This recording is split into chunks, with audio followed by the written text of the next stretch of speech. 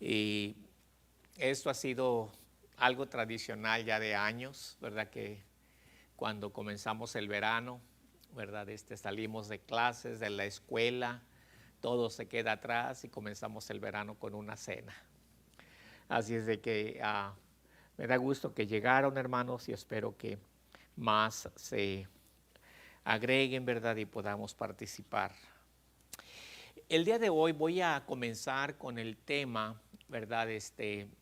Tratando de extenderlo a lo que tiene que ser y así también dar tiempo, ¿verdad? Para nuestro compañerismo.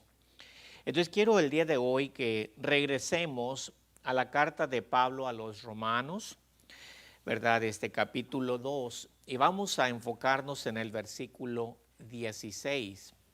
Y digo esto, mis hermanos, sin dejar de orar, ¿verdad? El Señor ha sido bueno con todos nosotros, ¿verdad? Y Él contesta nuestras oraciones, nuestras súplicas, y no dejemos de orar el uno por el otro como iglesia, por las necesidades, por los enfermos, ¿verdad? No dejemos de hacerlo, estar intercediendo el uno por el otro. Si tienen su Biblia, pues allí en Romanos capítulo 2, lo que hemos venido viendo a través del capítulo 2 de Romanos es este pequeño bosquejo.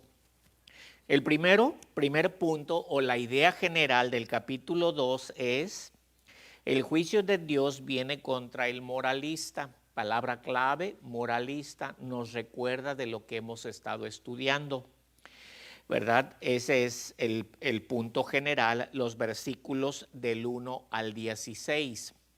El día de hoy tenemos el 16 y terminaremos este punto. El juicio de Dios viene contra el moralista.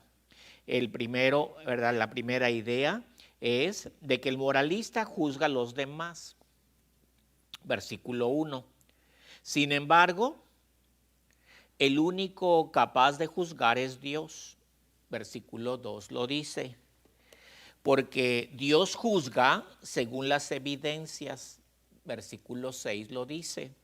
Por lo tanto, el juicio de Dios será ejecutado con absoluta imparcialidad, que fue lo que vimos la semana pasada. El día de hoy tenemos nuestro quinto punto en este tema. El quinto punto, ¿verdad? Lo vamos a ver más adelantito. Si ustedes recuerdan, la semana pasada nos acercamos a la regla para ver que por nosotros mismos, por nuestros méritos, no damos la medida. Lo que Dios espera, no la damos. A grandes rasgos estuvimos diciendo que delante de Dios no hay favoritos ni preferidos. Todos nos encontramos en el mismo plano y todos seremos medidos con la misma medida. Dios no emplea una medida para unos y una medida para otros.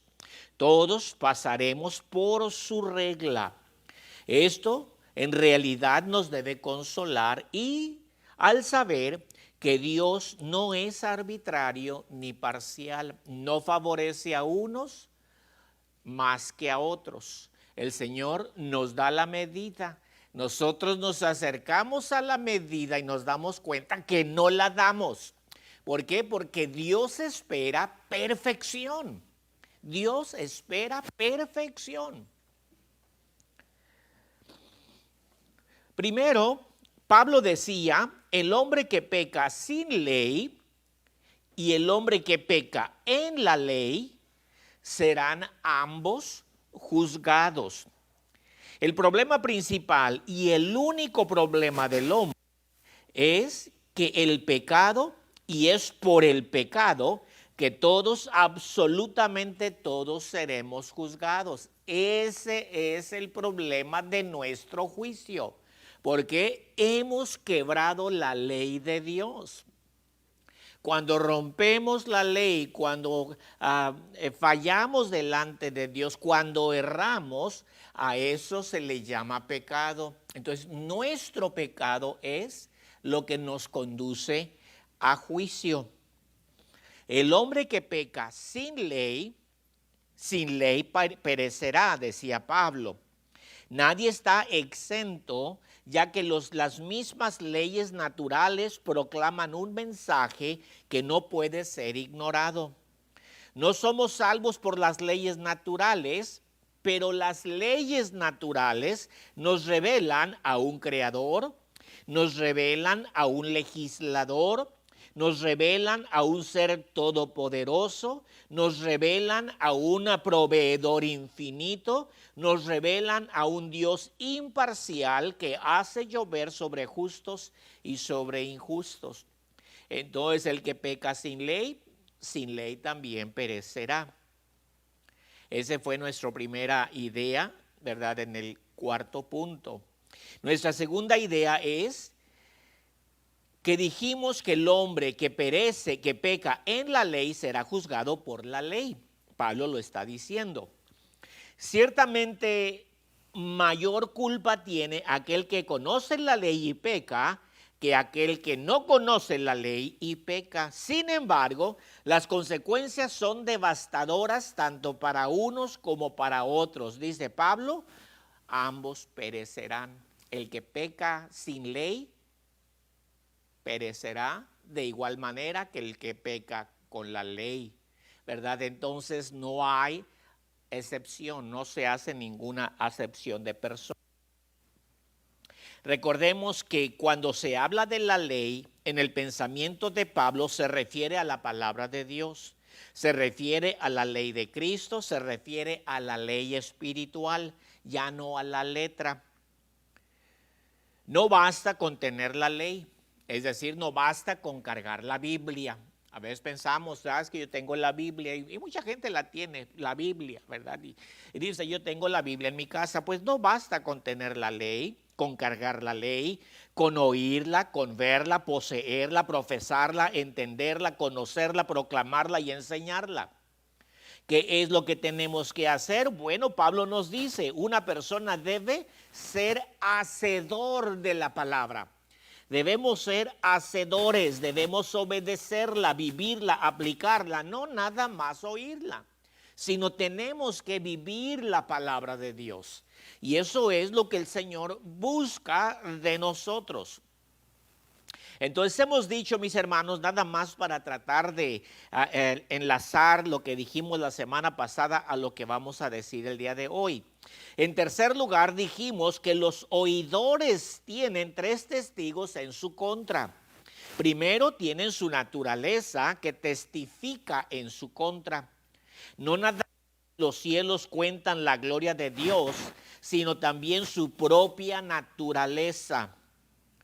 Segundo, o el segundo testigo, ¿verdad? Los hombres tienen su conciencia que les habla de lo que es bueno y de lo que es malo. Pero en tercer lugar, o el tercer testigo que viene en contra del mismo hombre es su razonamiento, su capacidad de razonar que puede aprobar o desaprobar, excusar o acusar, encender o apagar, ¿verdad? Entonces ese es el tercer elemento que viene en contra del ser humano.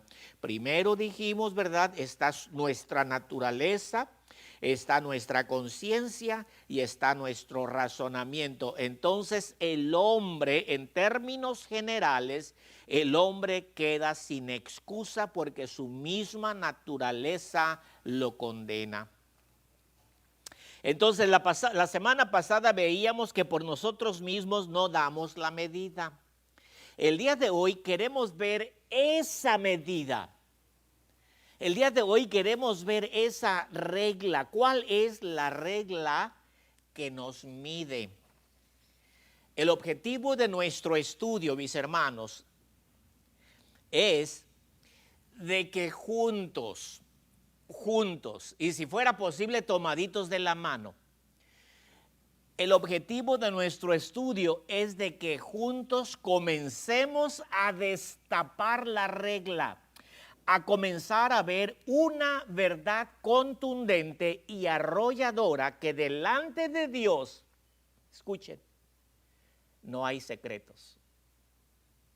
delante de Dios no hay secretos. ¿Lo creen ustedes? Eso nos mete en problemas. Porque yo sé que todos guardamos secretos. Y delante de Dios no hay secretos. Nosotros hemos levantado cortinas de humo para ocultarnos delante de Dios, ocultarnos creyendo que Dios no nos ve. La pregunta que Dios le hizo a Adán allá en el huerto de el Edén, cuando le dijo, ¿dónde estás tú? Lo que realmente el Señor le preguntaba es, ¿por qué te ocultas? ¿Ustedes creen que Dios no sabía lo que Adán había hecho? Y sin embargo, Adán se oculta. Entonces la pregunta que viene es, ¿por qué te ocultas? Ahora el apóstol Pablo, mis hermanos, escribe diciendo, vean el versículo 16, Romanos 2:16, mis hermanos. Fíjense lo que dice ahora el apóstol Pablo, ¿verdad? Voy a comenzar en el versículo 14 para nada más tener el contexto de todo el pensamiento. Dice Pablo en el versículo 14, porque cuando los gentiles que no tienen ley hacen por naturaleza lo que es de la ley, estos, aunque no tengan ley, son ley para sí mismos, mostrando la obra de la ley escrita en sus corazones, dando testimonio su conciencia, acusándoles o defendiéndoles su razonamiento. Versículo 16, en el día en que Dios juzgará por Jesucristo, ¿qué, mis hermanos? Los secretos de los hombres, conforme a mi evangelio.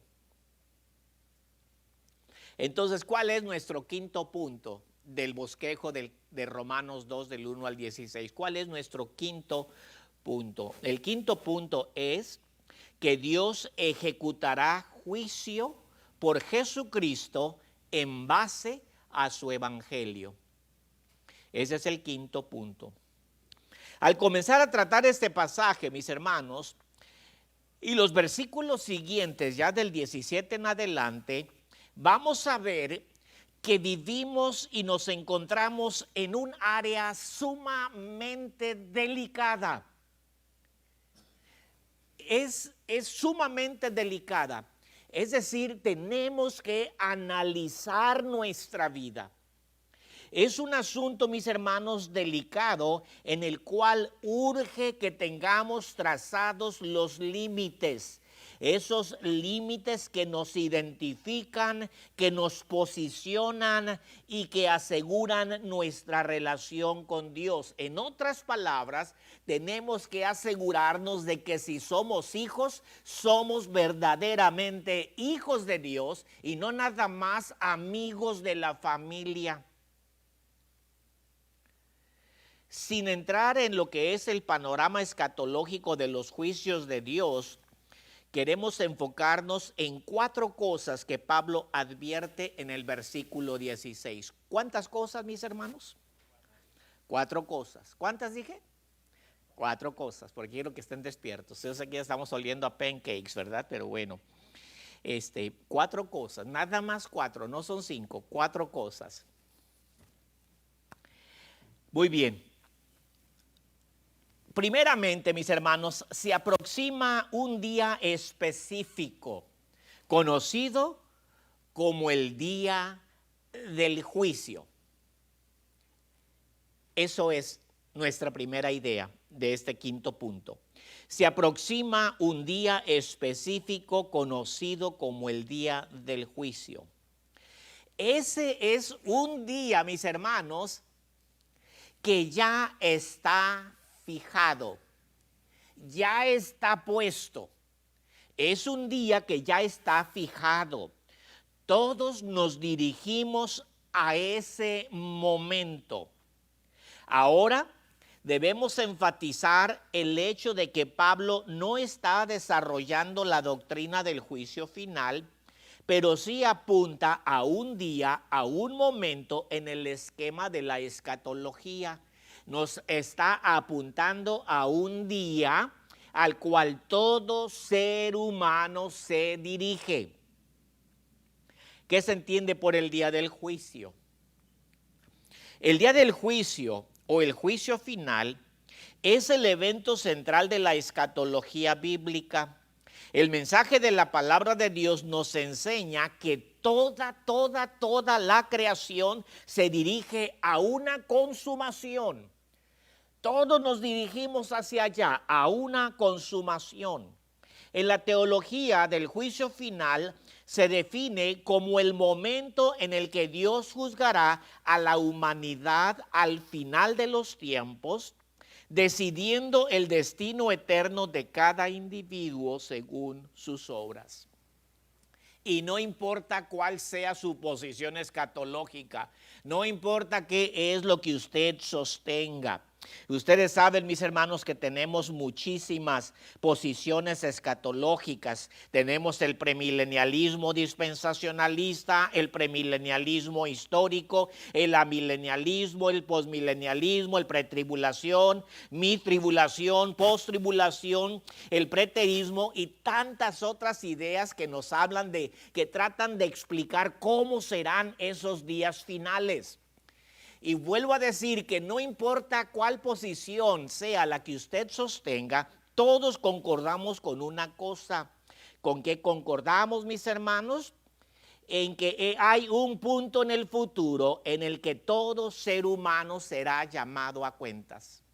Usted será llamado a cuentas.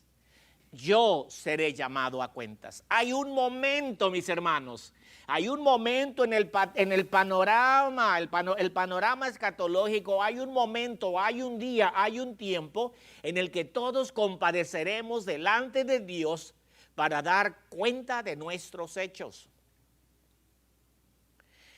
El libro de Apocalipsis lo describe muy bonito, pero aterrador. Veamos Apocalipsis, mis hermanos. Si tienen su Biblia por ahí, veamos en el capítulo 20, voy a leer los versículos 15, del 11 al 15.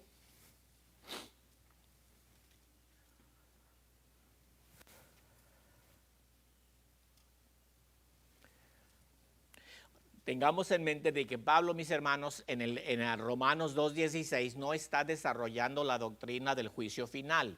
Nada más apunta a un evento. Apunta a un evento. Ahora, cuando vamos a Apocalipsis 20, capítulo 20, versículo 11, dice Juan, el teólogo. Dice, y vi un gran trono blanco y al que estaba sentado en él, delante del cual huyeron la tierra y el cielo, y ningún lugar se encontró para ellos. Y vi a los muertos, grandes y pequeños, de pie ante Dios. ¿Ante quién, hermanos? Ante Dios. Y los libros fueron abiertos, y otro libro fue abierto, el cual es el libro de la vida. Y fueron juzgados los muertos por las cosas que estaban escritas en los libros según sus obras. Y el mar entregó los muertos que había en él, y la muerte y el Hades entregaron los muertos que había en ellos. Y fueron juzgados cada uno según sus obras. Y la muerte y el Hades fueron lanzados al lago de fuego. Esta es la muerte segunda. ¿Y quién más? Y el que no se halló inscrito en el libro de la vida fue lanzado al lago de fuego. Y claro, mis hermanos, que este es el juicio final, este es aquel evento en el que todo ser humano que haya vivido sobre la faz de esta tierra compadecerá delante del Señor, delante de Dios. Jesús dijo, cuando el Hijo del Hombre venga en su gloria y todos los santos ángeles con él, entonces se sentará en su trono de gloria y serán reunidas delante de él todas las naciones y apartará los unos de los otros como aparta el pastor las ovejas de los cabritos.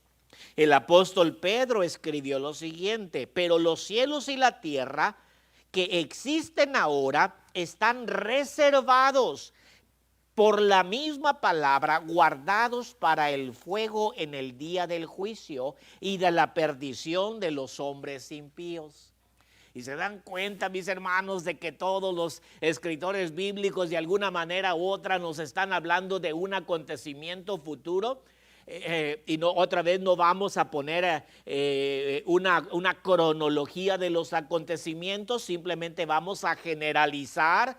Todos nos dirigimos hacia un punto en la historia, hacia un punto en el futuro, en el que seremos llamados a cuentas. El apóstol Juan escribe en su primera carta diciendo: en esto se ha perfeccionado el amor en nosotros para que tengamos confianza en el día del juicio. Pues como Él es, así somos nosotros en este mundo. Hemos dicho, mis hermanos, hay un día establecido. Un día que no se puede ignorar, no se puede aplazar, no se puede eliminar. Todos marchamos en el tiempo hacia ese momento. Cuando veo las fotos de mis hijos, las fotos de mis nietas y veo cómo están creciendo y cómo se nos están yendo rápido, comienzo a realizar algo, que si ellos van rápido, ¿cómo voy yo? ¿Ah? ¿Cómo iré yo? Demasiado rápido. Pero ¿para dónde vamos, hermanos? ¿Para dónde vamos? Vamos marchando hacia un momento en el futuro en el que compadeceremos delante de Jesucristo o delante del trono blanco de Dios, pero compadeceremos en un momento ante el Creador de todas las cosas, y nosotros daremos cuenta de lo que hayamos hecho, haya sido bueno o haya sido malo. Para allá vamos y vamos que volamos. Y no importa que usted diga: yo no creo en eso, sale sobrando.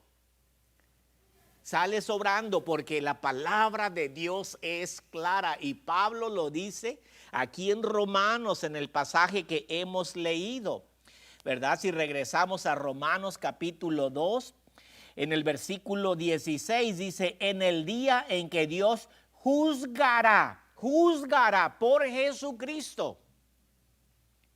Entonces, en primer lugar, mis hermanos, en nuestro quinto punto es que todos nos dirigimos a un momento en el futuro en el que llegaremos delante de Dios. ¿Cuál será el segundo punto? El segundo punto, mis hermanos, es que en aquel día seremos juzgados o serán juzgados los secretos de los hombres. Los secretos. Todos los secretos serán revelados. Los pensamientos, los dichos y los hechos. Absolutamente todo será abierto delante de Dios. Podemos imaginar nuestra vida, mis hermanos, exhibida ante el trono de Dios, y no hay nada oculto. No hay nada, no habrá nada oculto. Fíjense lo que dice Lucas 12:2. Léanlo conmigo ese versículo, porque es un versículo también que nos debe de estremecer. Lucas 12:2.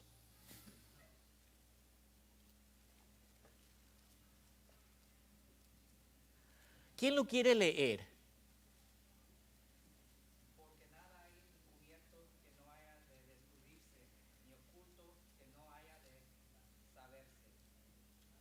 ¿Qué les parece ese pasaje, mis hermanos? ¿Cómo lo ven? Dice: porque nada hay encubierto que no haya de descubrirse, ni oculto que no haya de saberse. Primera de Corintios 4:5 dice: así que no juzgues nada antes de tiempo, hasta que venga el Señor, el cual aclarará también lo oculto de las tinieblas y manifestará las intenciones de los corazones. Entonces cada uno recibirá su alabanza. Todo, mis hermanos, todo será destapado. Entonces el Señor dice, ¿para qué juzgas? Dice Pablo, ¿para qué juzgas? Espérate para cuando llegues delante de Dios y todo se destape. Todo será expuesto, dice Pablo. Eclesiastés 12:14 dice, porque Dios traerá toda obra a juicio juntamente con todas las cosas encubiertas, sean buenas o sean malas. Hermanos, esta realidad es la que nos hace correr al arrepentimiento. Esta realidad, mis hermanos, es la que nos hace caer de rodillas delante de Dios diciéndole, perdóname, Señor. Nada más un amén escuché. ¿Ustedes creen que será cierto lo que estoy diciendo? Fíjense, mis hermanos, el mero hecho de que todo nuestro pensamiento, nuestras intenciones, nuestras motivaciones, nuestros hechos, nuestros dichos, todo lo que hayamos hecho será destapado delante de Dios. Eso, nada más esa realidad nos debe mover al arrepentimiento con urgencia. Porque todo será destapado. Aquello que hicimos en silencio, en secreto, tras puertas cerradas, a solas en la oscuridad, cuando creíamos que nadie nos miraba, lo que tomamos, lo que tiramos, lo que agarramos, nuestras pretensiones, nuestras motivaciones, no habrá piedra que quede sin voltear ni fruto sin analizar. Sentiremos esa mirada que como espada aguda de dos filos penetra hasta partir el alma, y no habrá cosa alguna que nos tape ni que nos oculte de la mirada de Dios.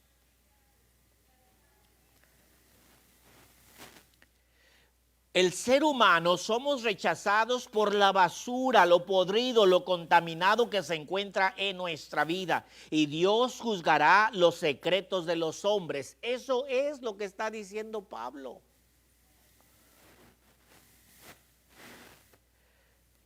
Sin embargo, mis hermanos, me conmueve y me llena de esperanza lo que el justo juez dice, lo que Dios mismo dice. ¿Qué dice el Señor?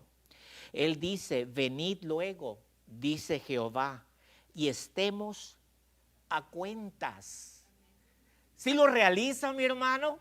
Que todo lo que ha estado podrido en nuestro interior tiene solución.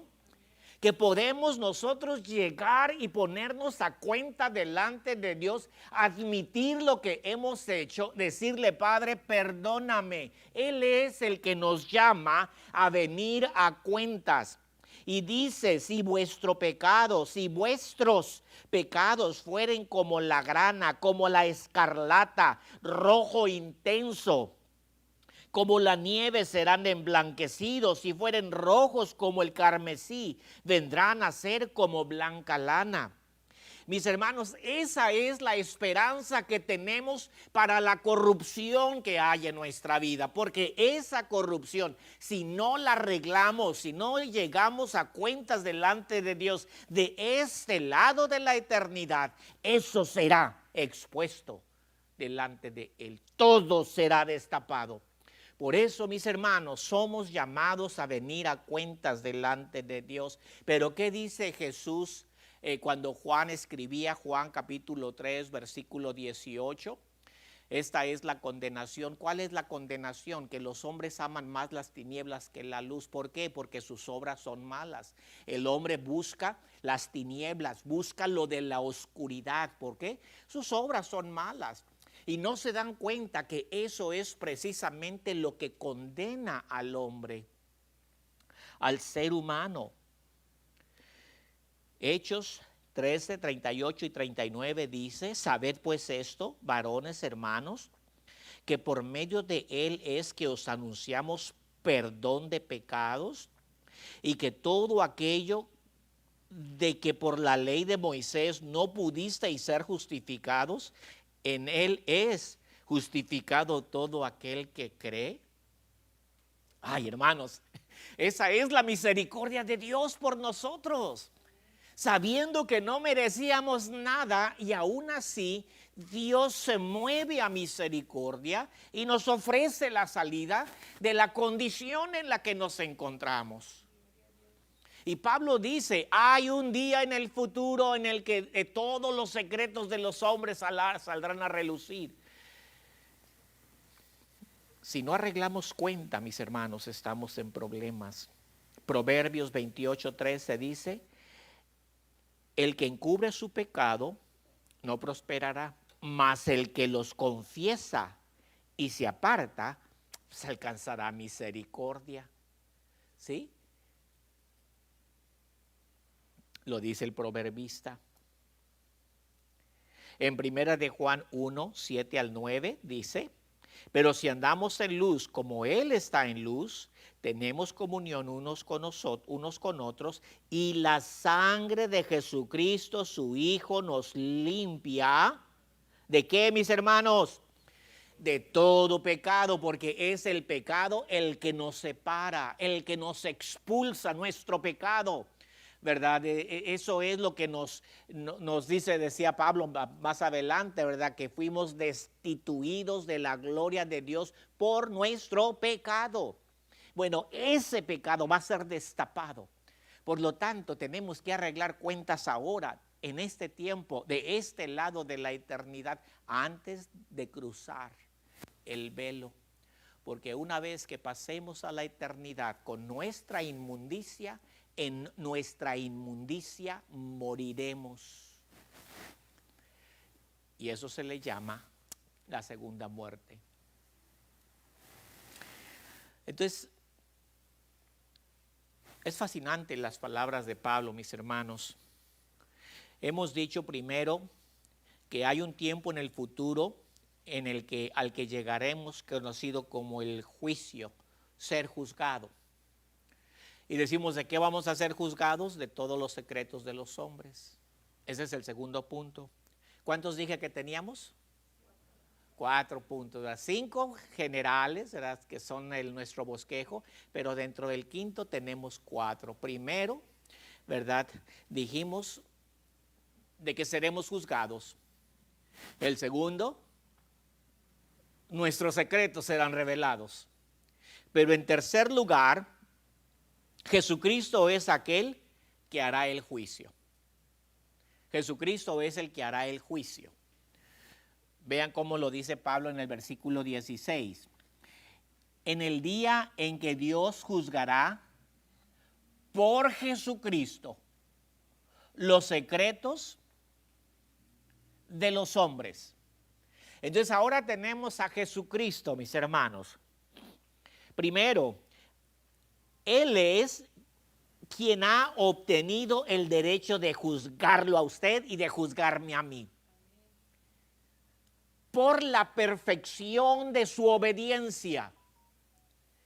Dice que la palabra de Dios nos dice que Él fue perfecto en la obediencia al Padre. Entonces a Él se le da el derecho de juzgar a todos aquellos que somos imperfectos. Él es quien vivió una vida sin pecado y murió por los transgresores. Él experimentó la vida de los hombres, por lo tanto, comprende nuestras debilidades y es capaz de compadecerse de cada uno de nosotros. Hechos 10:42 nos dice, y nos mandó que predicásemos al pueblo y testificásemos que Él es el que Dios ha puesto por juez de vivos y de muertos. Entonces, ¿quién cree usted que a usted lo va a juzgar, hermano? ¿Quién lo va a juzgar? A Cristo. Entonces, ¿se da cuenta por qué tenemos que conocer a nuestro abogado? ¿Iría usted a una corte amparándose con un abogado que usted no conoce, con el que nunca ha hablado? Y decirle al juez, él me va a representar y no sabe ni quién es usted. ¿Haríamos eso? ¿Haríamos eso en la tierra, mis hermanos? No lo haríamos. Entonces, ¿por qué lo hacemos en la eternidad? Porque es que el hombre se arriesga a llegar ante el justo juez sin el amparo de Jesucristo. El que va a juzgarnos, mis hermanos, el que va a abrir las cosas, es el Señor. Y yo quiero que regresemos a Apocalipsis. Vamos a regresar a Apocalipsis y vamos a ir al capítulo 5.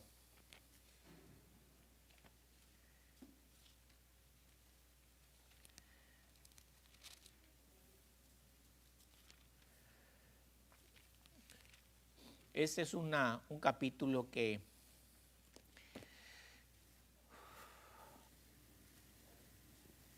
en lo personal me conmueve, me llena de entusiasmo.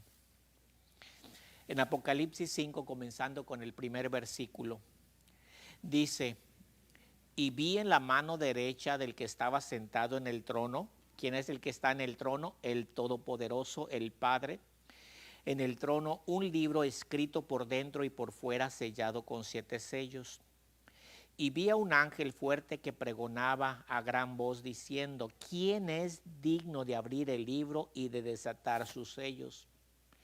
Y ninguno, ni en el cielo, ni en la tierra, ni debajo de la tierra, podía abrir el libro, ni aún mirarlo. Y lloraba yo mucho, porque no se hallaba a ninguno digno de abrir el libro, ni de leerlo, ni de mirarlo. Y uno de los ancianos me dijo: no llores.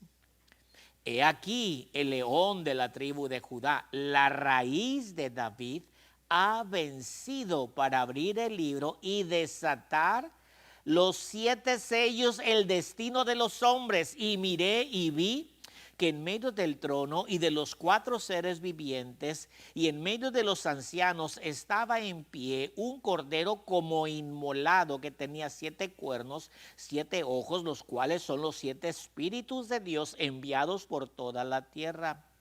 Y vino y tomó el libro de la mano derecha del que estaba sentado en el trono.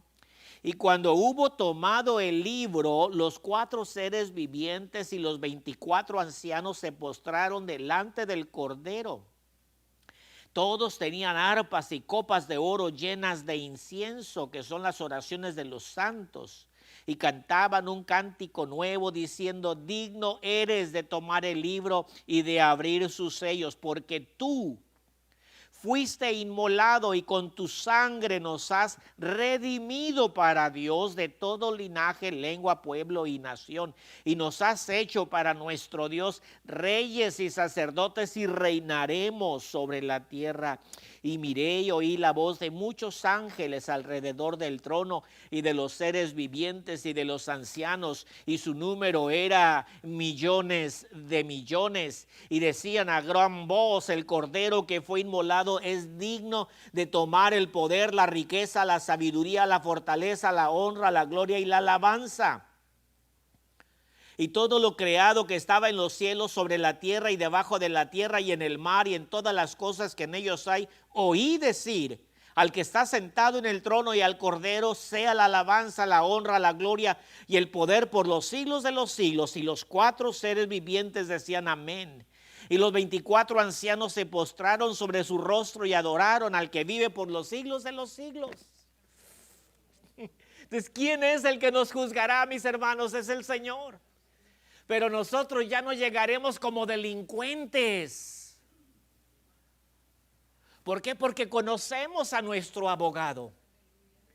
¿Sí? ¿Ven la diferencia, mis hermanos? El ser humano pasará por juicio, pasaremos por juicio. Pero para aquellos que ya conocemos al juez justo como nuestro Señor y como nuestro Salvador, ahora tenemos la esperanza.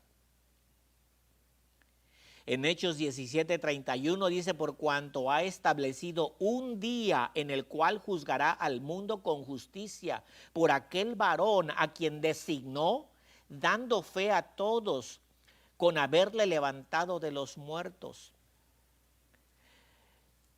Pedro escribió primera de Pedro 4, 4 y 5, dice, a estos les parece cosa extraña que vosotros no corráis con ellos en el mismo desenfreno de disolución y os ultrajan, pero ellos darán cuenta de las cosas preparadas para juzgar a los vivos y a los muertos. Todo está preparado, mis hermanos, todo está preparado para ese día.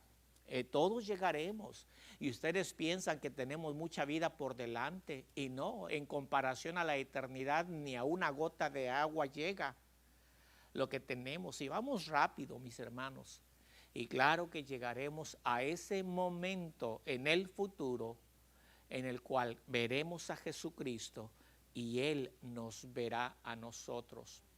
Ahora vamos, mis hermanos, a nuestro cuarto punto. Ya sabemos que Jesucristo es el que nos juzga.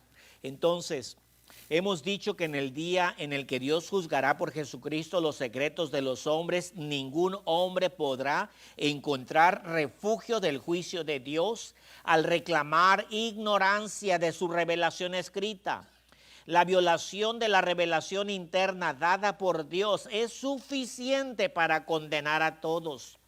Dios, por lo tanto, va a juzgar a todas las naciones de acuerdo con el uso y abuso que haya hecho de su palabra, ya sea que estuviera escrita en sus corazones o escrita en tablas de piedra. ¿Cuál es nuestro cuarto punto? La norma por la cual el hombre será juzgado es el Evangelio. El Evangelio. Una pregunta hará eco. Y eso es la pregunta que usted va a responder. Apréndasela, porque el Señor se la hará. ¿Cuál es la pregunta? Bien sencilla. ¿Qué hiciste con el Evangelio? ¿Qué hiciste con lo que te di? ¿Cuál es la pregunta, hermanos? ¿Qué hiciste con el Evangelio? Dice Pablo que seremos juzgados por el Evangelio. Entonces la pregunta es, ¿qué hiciste con el Evangelio? Tenemos que entender que nuestro refugio es el Evangelio, nuestra justicia es el Evangelio, nuestra esperanza está en el Evangelio. Decía Pablo, conforme a mi Evangelio, conforme a mi predicación. Notamos que en el día del juicio, el Evangelio predicado por Pablo será la medida. ¿Qué hiciste con el Evangelio? Pablo coloca categóricamente la responsabilidad sobre el hombre, es decir, el hombre debe responder al Evangelio que Pablo había predicado. Y tal vez nos da dificultad el pronombre posesivo mí, como si Pablo fuese el objeto. Sin embargo, ese mí se refiere al mensaje que él predica. Es como si yo les dijera, hagan caso a mi predicación, porque en base a este mensaje seremos juzgados. Es lo mismo que está diciendo Pablo cuando dice mi evangelio, como un soldado, mis colores, o diría mi nación. Pablo está resuelto de llevar este estandarte a la victoria, de servir esta verdad hasta la muerte. Si yo sé, mis hermanos, que no doy la medida por la perfección que exige, pero también sé que el Evangelio es mi esperanza, entonces la pregunta viene, ¿qué vamos a hacer con el Evangelio? Yo no doy la medida, pero el Evangelio es mi esperanza, la predicación de la palabra es mi esperanza, entonces la pregunta es, ¿qué voy a hacer con el Evangelio? Juan 12:48. Este pasaje, léanlo, unos minutitos nada más, mis hermanos, y vamos a ver el punto final. ¿Qué debo hacer con el Evangelio? Porque yo puedo cargar la Biblia, puedo llevarla y traerla, ir y venir, dormir con ella y abrazarla y todo lo demás, pero si yo no hago nada con el Evangelio, de nada me sirve. De nada me sirve. Entonces, Juan 12:48 dice, el que me rechaza y no recibe mi palabra, tiene quien le juzgue. La palabra que he hablado, ella le juzgará en el día postrero. Entonces, ¿qué es lo que yo hago con el evangelio? Eso es lo que voy a tener que dar cuenta. ¿Qué hice? Jugué con él, lo vendí, lo ignoré, lo tuve a poco. ¿Qué hice con el evangelio? Voy a leerles rapidito 1 Corintios 15, 1 al 4. Dice, además os declaro, hermanos, el evangelio que he predicado, el cual también recibisteis, en el cual también perseverasteis, en el cual asimismo, si retenéis la palabra que os he predicado, sois salvos, si no creísteis en vano.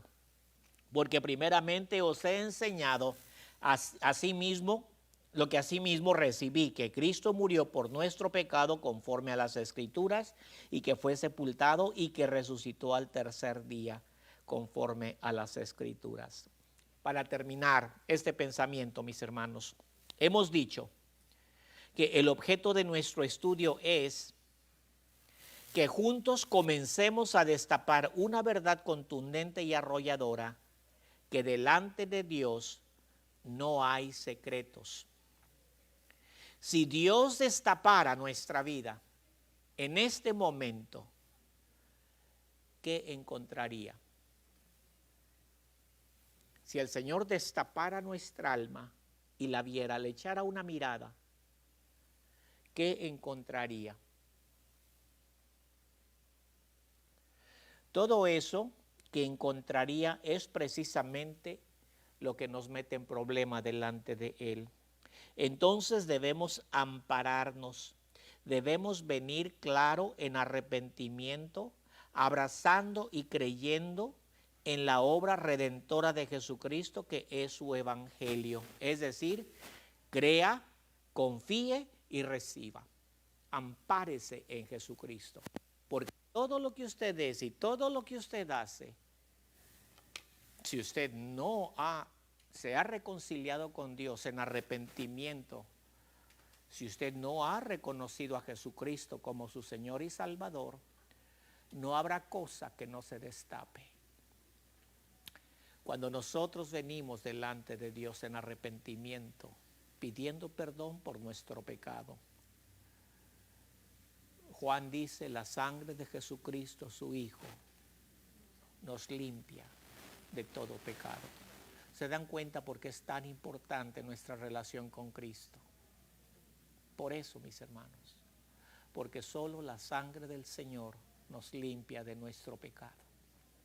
Que el Señor nos ayude, porque nos dirigimos a ver a nuestro juez.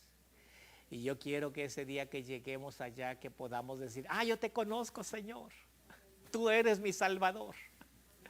¿Y qué nos va a decir el Señor? Ven, ven, buen siervo y fiel. En lo poco has sido fiel, en lo mucho te pondré. Entra en el gozo de tu Señor. Él es nuestra única esperanza, mis hermanos. Entonces vayámonos a casa con este pensamiento, que delante de Dios no hay secretos. Por eso tenemos que reconciliar nuestra vida con Él. ¿Qué les parece? ¿Sí? Muy bien, mis hermanos. No sé si habrá alguna cosita que ustedes quieran agregar o algo que no haya quedado del todo claro. No sé, ¿habrá alguna cosita? ¿Algo más, mis hermanos, que ustedes? ¿Estamos bien? ¿Sí? ¿Estamos listos para ver al Señor? Que dice, no, todavía no. ¿Verdad? Cuando el Señor quiera, ¿verdad? Pero estamos siempre preparados, porque nunca sabemos el momento cuando llegaremos delante de Él. Debemos estar siempre listos para ver a nuestro Salvador. Mis hermanos, vamos a orar y vamos a traer nuestra vida delante del Señor. Traer nuestro corazón y decirle, Padre, perdóname, Señor. Limpia mi vida. Cada día limpia mi corazón. Puestos de pie, mis hermanos, vamos a orar.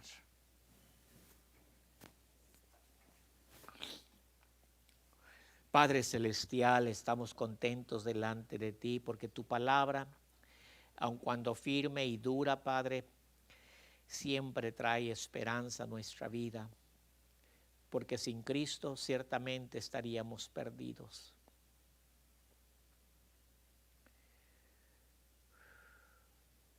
Hoy, Señor, queremos decirte que perdones nuestras faltas. Limpies nuestro corazón, Padre, nuestra mente, nuestros pensamientos.